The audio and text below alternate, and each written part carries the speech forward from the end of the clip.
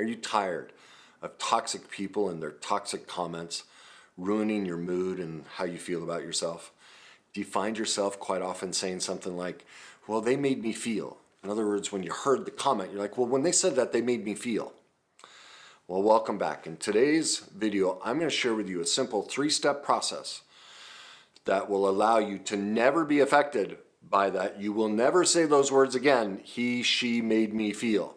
In other words, I'm going to teach you the hallmark of how to recover from codependence, because when we find ourselves saying that, that's a codependent statement. Nobody ever makes us feel anything unless we allow it. And so this process is going to teach you interdependence and how not to be affected. Now, I know people love me to get right to it. Don't give me all that stuff. So I will give you all the links and everything at the end. Let's get right to the process.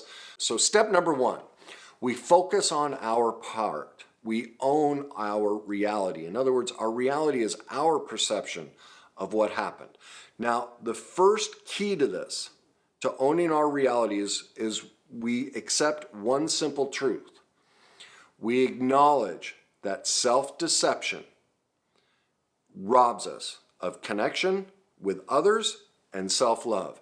Therefore, we get brutally honest with ourselves about admitting and accepting our perfect imperfections. So our first step when a comment comes in is we are brutally honest and we recognize we all, as I've said in other videos, studies show between 10 and 200 times each day we lie to ourselves. We all struggle with self-deception. So we make a commitment that I'm going to listen to this comment and I'm going to first recognize that my impulse is to hide my perfect imperfections even from myself. That's the first step. Then we're going to ask ourselves 3 questions. Now that we understand we've made that commitment to ourselves, is any part of what they said true? That's question number 1. Question number 2, if any part of it is true, we take ownership of that. We openly admit our perfect imperfections and we put a plan in place to make amends. Step number 3 in part number 1 is, why is it true?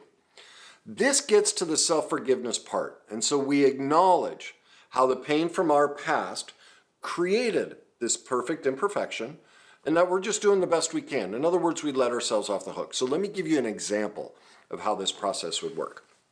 Recently, a woman who's been following me for a long time made a comment of how she could never trust me because she always thought I was a car salesman.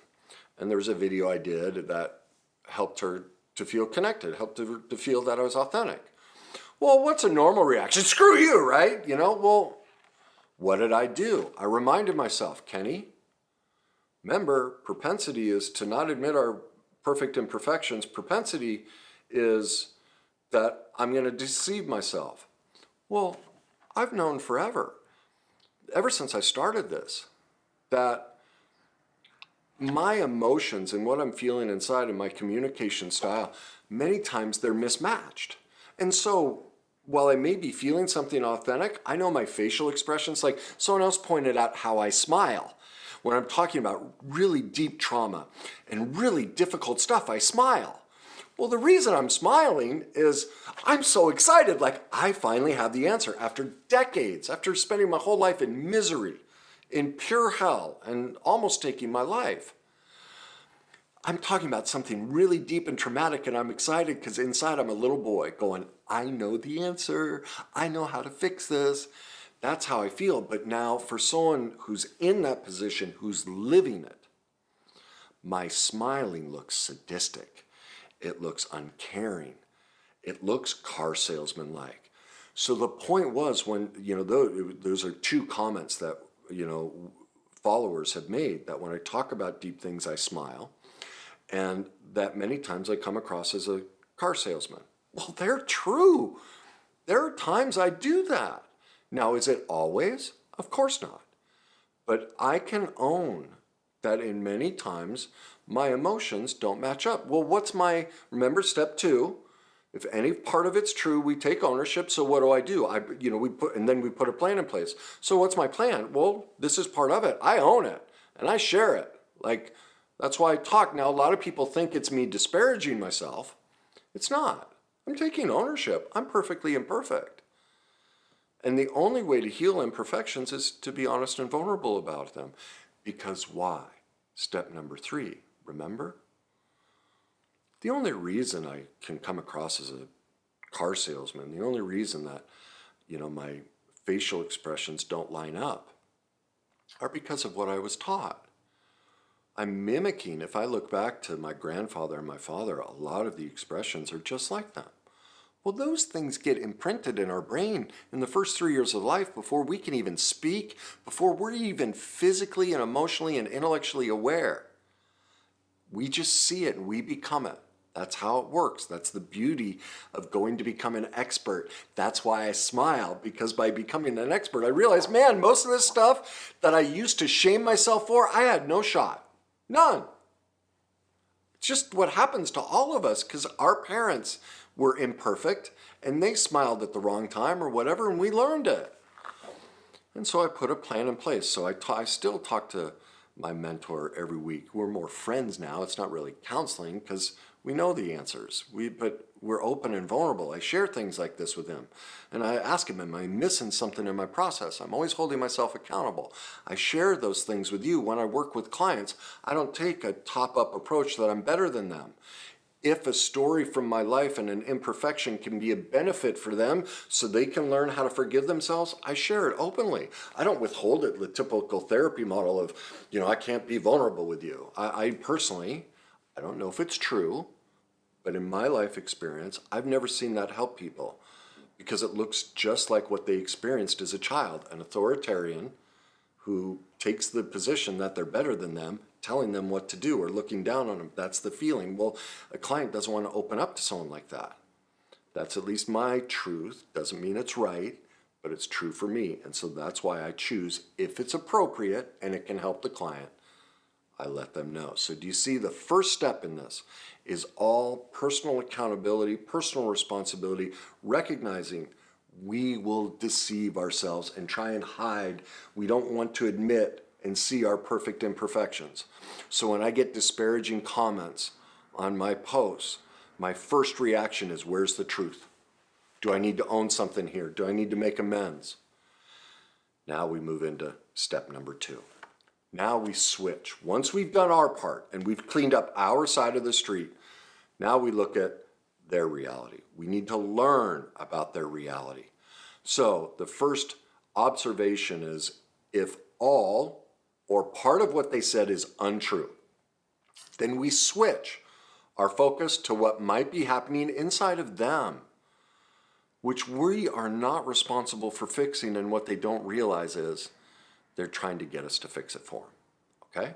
So the first step in that process is we look at the comment and we ask, did they use sarcasm, anger, or fear?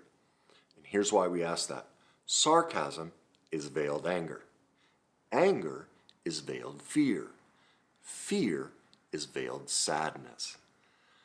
Oh my God, at the heart of every disparaging comment we ever get in our life, whether it's our parent, our best friend, our partner, or a random person online, what they're sharing with us is their own sadness.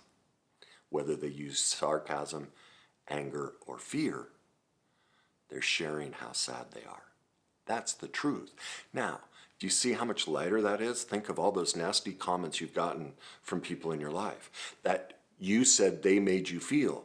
Well, now don't you feel different? Your feeling about their comment is completely different. See, we choose how we feel about comments because no one's taught us this. We've always felt terrible. We are taking on their sadness. That's why we feel so bad. We go, you made me feel. No, we chose to feel sad. We chose to take on their sadness. I just proved it to you. When I take ownership, I don't feel sad. I feel empowered. I feel great. I feel self-forgiveness. I'm like, oh, I'm great. When I'm codependent, I take on their sarcasm, anger, fear, and ultimately their sadness. And so when things are untrue, that's what we're doing. We are taking on their sadness. We are allowing our internal boundary to be completely blown up. We have lost containment of our authentic self, of who we are, and we have just swallowed all of their pain. Step number 2, we ask ourselves, what might be going on in their life that would make them angry, afraid, or sad? You see, now we're switching. Now our reality, I've contained myself. I looked at what's my reality? Is it true that I can be a car salesman? Yeah. Is it always true? No. So why is this person making that judgment of me? What are they? It's projection. So this person in their own life feels fraudulent. They're putting that on me. I don't have to carry that. I'll carry my part, but not their part. Remember, when we judge somebody, when we tell somebody who they are, we're telling them about us. So remember, all of those comments, you're a this. It might be true. Like I said, sometimes I'm a car salesman, or I give the wrong facial expressions. But the only reason they see it in me is because they're seeing themselves. But they're in denial, self-deception of their own perfect imperfection. They don't want to admit it. That's what people don't realize. Whenever we're angry and pointing the finger at somebody, what we're really doing is screaming at ourselves. Will we please do step number 3 and part number 1 and forgive ourselves? Go back and do the healing work. See how we were taught to be self-deceptive and hate ourselves in this way and put it on other people. And now, in this situation, these people who made these comments, they're asking me to carry their sadness for them. Well, it's not my job. That's their job to heal. I won't carry that for them. Now, I don't know these people, so I don't know, question number 3, how might be these feelings be about their imperfections that they're now projecting onto me or wanting me to fix? I don't know them well enough to know that answer, but I know that's true, that their anger, their sarcasm, their sadness, they're dumping on me, and ultimately they want me to heal it for them. Well, in many cases, people do that because they don't want to pay me. I get it. I wouldn't want to pay anyone either. But unfortunately, this is how I make my living. It's just a terrible dynamic. I do a lot for free, but I charge. It's what so you're always caught. I know my reality. For me, and what works for me, I give away enough for free. And I'm okay with the rates I charge and the things I charge for. That's my reality. Now, it may not work for somebody else's reality. Do you hear the internal boundary I'm using? I wish it was a perfect situation for everybody, but I recognize those that get distressed about the things I charge for, that's about them. They want me to fix their feeling, their financial situation, or whatever it may be. Well, that's not my job. That's their job. And it's loving of me not to take that on. See, I don't absorb. I keep my internal boundary, and I don't say they made me feel. They didn't. I get to decide. Okay? Step number 3. This is where the rubber meets the road. We have 2 choices. In step number 3, now that we know our reality and the part we played, now we know their reality and the part they're playing, and how they're trying to get us to fix their problem and get us to carry their pain that they're, at least at this point, most likely unaware of, because people don't know about emotional mastery and codependence. But ultimately, they're trying to get us to carry their pain and do their healing work for them. Now we get to the decision, and this is step 3, make an empowered choice and recognize, now that I've proven it to you, nobody ever makes us feel anything. We give them that power. So I can choose 1. Am I going to choose to play the victim? Surrender my worth and allow another person's reality to determine who I am? That's an option. And hey, that's how you want to live your life if you love being a professional victim. If it works for you, you get a lot of people to take care of you. It's a great deal. So that's an option. Or option 2, am I going to choose to play the victor? Love myself and them by honoring my reality and keeping my internal boundary. Well, I choose number 2. I'm not a fan. I know this. I almost lost my life. I used to live as number 1. running around saying they made me feel, playing the victim, trying to get other people to care for me and fix my problems. And I got abused and was broke and picked careers that I hated and women that abused me. That's what number one got me. So that no longer works for me. So that's why I choose number two. The choice is yours. You get to pick whichever one you want. Now we get to how do you get all this stuff? All right, go to my website, www.thegreatnessyou.com. This is where all my master classes are, all right? The one, Your Journey to Emotional Mastery, I'm giving away for free, and that's where you're gonna find this handy dandy download, all right? Plus tons of other videos and downloads and everything. It's a massive amount of great, high quality information for free. Now, the rest of the master classes I charge for, and I'm okay with that. It's even deeper knowledge and all that, and it's worth every penny. You don't have to buy it. And it's not like you sign up for this and then all of a sudden you get to decide if you want to do the rest. But if you want this for free, so you can keep this with you, so you can learn this process, so when those comments come in, you can pause and go, wait a minute, I have to remember to acknowledge that self-deception robs me of connection with them and myself and self-love. I have to remind myself that I'm perfectly imperfect and that my propensity is going to be to lie to myself and not admit my imperfection, to play the victim and put the blame on them. No. I have to look for my part, own my side of the street, work through the process, all right? So again, www.thegreatnessyou.com. Go there right now. Get started on that, a masterclass.